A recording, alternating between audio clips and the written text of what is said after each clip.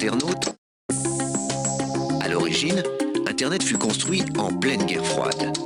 Mais comment et en combien de temps la toile d'araignée est-elle devenue le réseau que l'on connaît?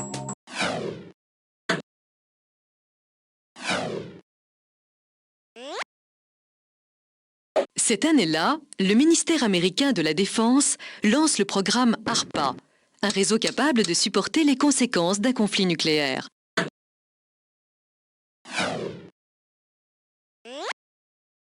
Peu après, les universités américaines s'équipent en gros ordinateurs et se raccordent au réseau de l'armée. Le réseau ARPANET est né.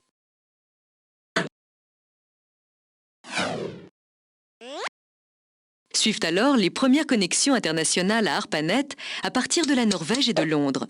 C'est la naissance des réseaux Usenet, Bitnet.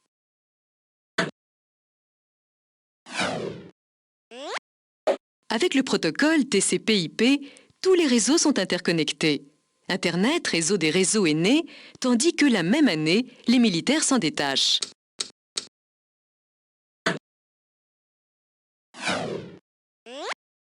La National Science Foundation, NSF, déploie de superordinateurs pour augmenter le débit d'Internet.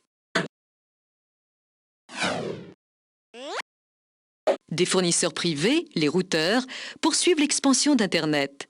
Par leur intermédiaire, les entreprises commencent à se raccorder. Puis les fournisseurs, qui ouvrent Internet au grand public.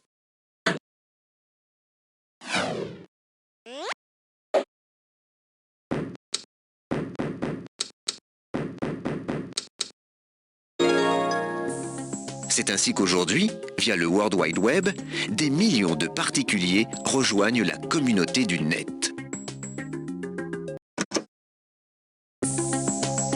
Munis d'un ordinateur et d'un modem, des millions d'internautes accèdent tous les jours au réseau des réseaux.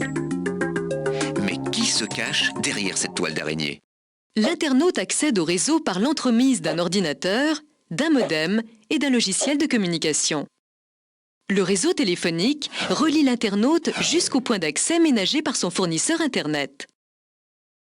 Le fournisseur d'accès loue des accès Internet aux particuliers, moyennant un abonnement mensuel. Le routeur gère des zones d'Internet à l'échelle nationale ou internationale et vend ses services aux fournisseurs. Institutionnels ou privés, des réseaux à très grande vitesse acheminent les données d'un continent ou d'un pays à l'autre. Les supports du réseau sont les serveurs dispersés aux quatre coins du monde. Ils offrent aux internautes l'accès à toutes sortes d'informations. Chaque ordinateur relié à Internet est identifiable par une suite abstraite de 4 nombres, l'adresse IP. Mais pour les internautes, la seule adresse qui compte se nomme URL.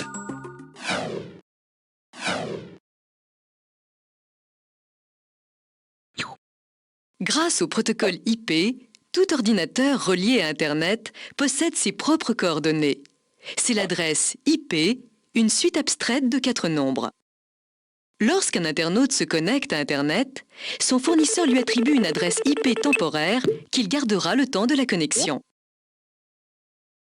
L'adresse IP étant trop abstraite, les techniciens du net ont inventé les noms de domaine afin de donner au serveur un nom plus facile à retenir.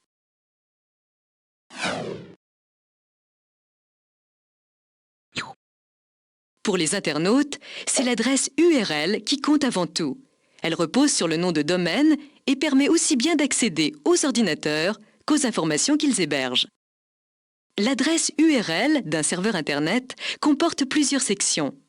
Le type du serveur, web, FTP, le nom du serveur, nom de domaine, l'emplacement et le nom des fichiers qu'il contient, facultatif.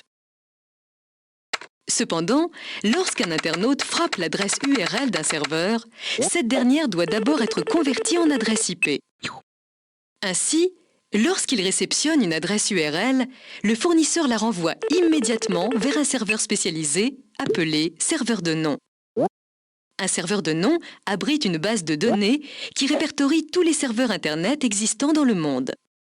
En quelques millisecondes, le serveur de nom retrouve l'adresse IP équivalente à l'URL demandée puis la retourne au fournisseur. Connaissant son adresse IP, le fournisseur peut maintenant établir la connexion avec le serveur demandé.